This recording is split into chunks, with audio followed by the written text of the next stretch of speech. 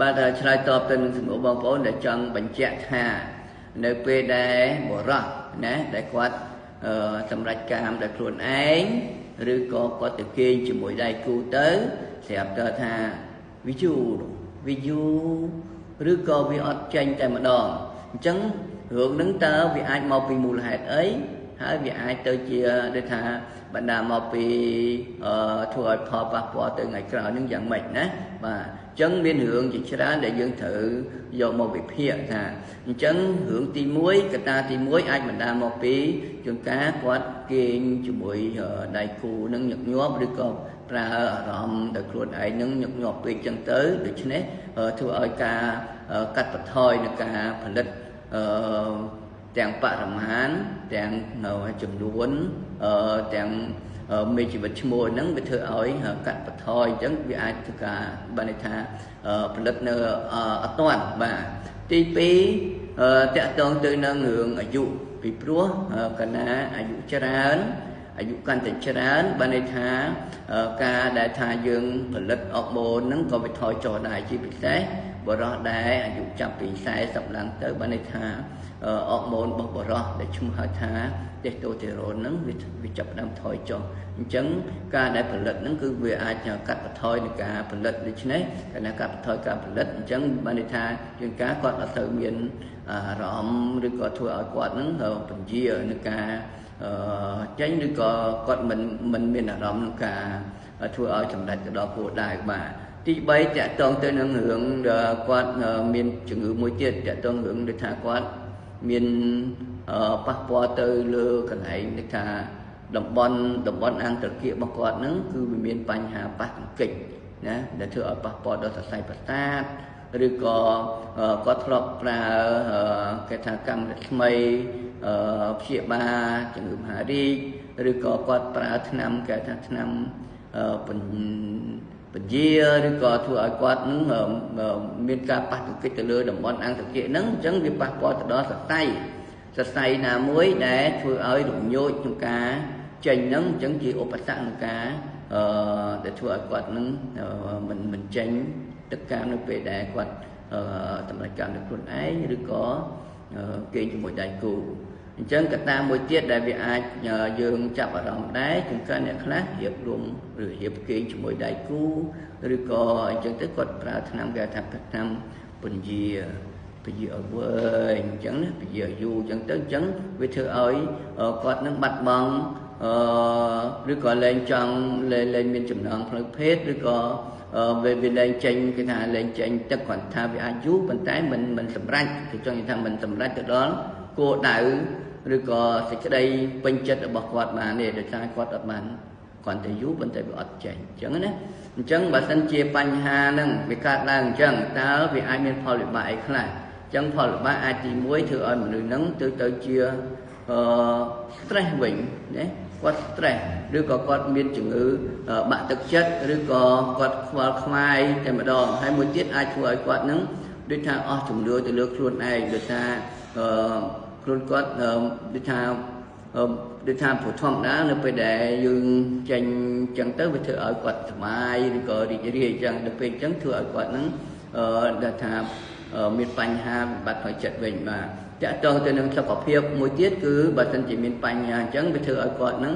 ទៅជាមានរឿងមួយគេថាលំបាកមានកូនឬក៏អត់កូនតែម្ដងបាទដោយសារអីដោយសារពេលហ្នឹងវាធ្វើឲ្យការផលិតមេជីវិតឈ្មោះឬក៏អីហ្នឹងគឺវាមិនអាចទៅជួបជាមួយនឹងមេជីវិតញីបានបាទអរគុណបាទឆ្លើយតបទៅនឹងសំណួរបងប្អូនដែលចង់បញ្ជាក់ថានៅពេលដែលបរិះណាដែលគាត់សម្រេចកាមដោយខ្លួនឯងឬក៏គាត់ទៅគេងជាមួយដៃគូទៅស្រាប់តែថាវាយូរឬក៏វាអត់ចេញតែម្ដងអញ្ចឹងរឿងហ្នឹងតើវាអាចមកពីមូលហេតុអីហើយវាអាចទៅជាដូចថាបណ្ដាមកពីធ្វើឲ្យផលប៉ះពាល់ទៅថ្ងៃក្រោយហ្នឹងយ៉ាងម៉េចណាបាទអញ្ចឹងមានរឿងជាច្រើនដែលយើងត្រូវយកមកវិភាគថាអញ្ចឹងរឿងទី1កត្តាទី1អាចបណ្ដាមកពីជួនកាលគាត់គេងជាមួយដៃគូនឹងញឹកញាប់ឬក៏ប្រើអារម្មណ៍ដល់ខ្លួនឯងនឹងញឹកញាប់ពេកអញ្ចឹងទៅដូច្នេះធ្វើឲ្យការកាត់បន្ថយនឹងការផលិត ទាំងបរិមាណទាំងចំនួនទាំងមេជីវិតឈ្មោះហ្នឹងវាធ្វើឲ្យកាត់បន្ថយអញ្ចឹងវាអាចធ្វើការបានន័យថាផលិតនៅអត់ទាន់បាទទី2តកតងទៅនឹងរឿងអាយុពីព្រោះកាលណាអាយុច្រើនអាយុកាន់តែច្រើនបានន័យថាការដែលថាយើងផលិតអុកម៉ូនហ្នឹងក៏វាថយចុះដែរជាពិសេសបរិសុទ្ធដែរអាយុចាប់ពី40ឡើងទៅបានន័យថាអុកម៉ូនរបស់បរិសុទ្ធដែលឈ្មោះហៅថា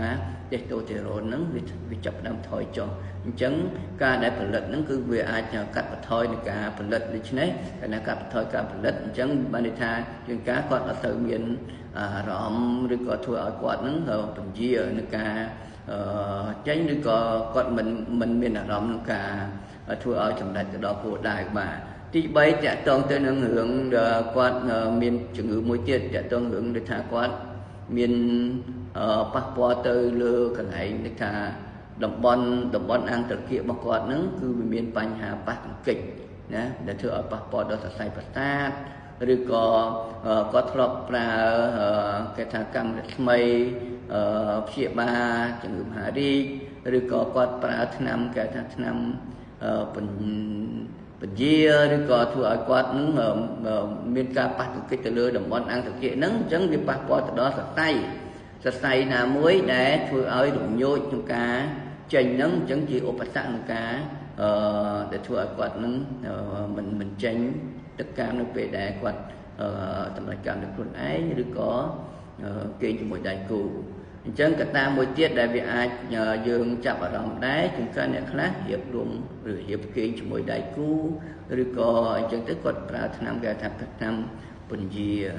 ឲ្យវែងអញ្ចឹងណាពញាយូរអញ្ចឹងទៅអញ្ចឹងវាធ្វើឲ្យគាត់នឹងបាត់បង់ឬក៏លែងចង់លែងមានចំណងផ្លូវភេទឬក៏វាលែងចេញគេថាលែងចេញទឹកគាត់ថាវាអាចយូរប៉ុន្តែមិនសម្រេចគេចង់និយាយថាមិនសម្រេចទៅដល់គោលដៅឬក៏សេចក្តីពេញចិត្តរបស់គាត់បានទេដោយសារគាត់អត់បានគាត់ទៅយូរប៉ុន្តែវាអត់ចេញអញ្ចឹងណាអញ្ចឹងបើសិនជាបញ្ហាហ្នឹងវាកើតឡើងអញ្ចឹងតើវាអាចមានផលវិបាកអីខ្លះអញ្ចឹងផលវិបាកអាចទី1ធ្វើឲ្យមនុស្សហ្នឹងទៅជាstress វិញណាគាត់ stress ឬក៏គាត់មានជំងឺបាក់ទឹកចិត្តឬក៏គាត់ខ្វល់ខ្វាយតែម្ដងហើយមួយទៀតអាចធ្វើឲ្យគាត់ហ្នឹងដូចថាអស់ជំនឿទៅលើខ្លួនឯងដោយសារខ្លួនគាត់ដូចថាព្រោះធម្មតានៅពេលដែលយើងចេញចឹងទៅវាធ្វើឲ្យគាត់សុបាយឬក៏រីករាយចឹងដល់ពេលចឹងធ្វើឲ្យគាត់ហ្នឹង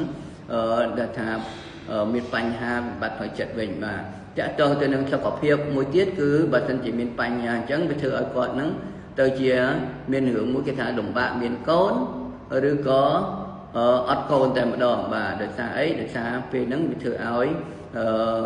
ការផលិតមេជីវិតឈ្មោះឬក៏អីហ្នឹងគឺវាមិនអាចទៅជួបជាមួយនឹងមេជីវិតញីបានបាទអរគុណ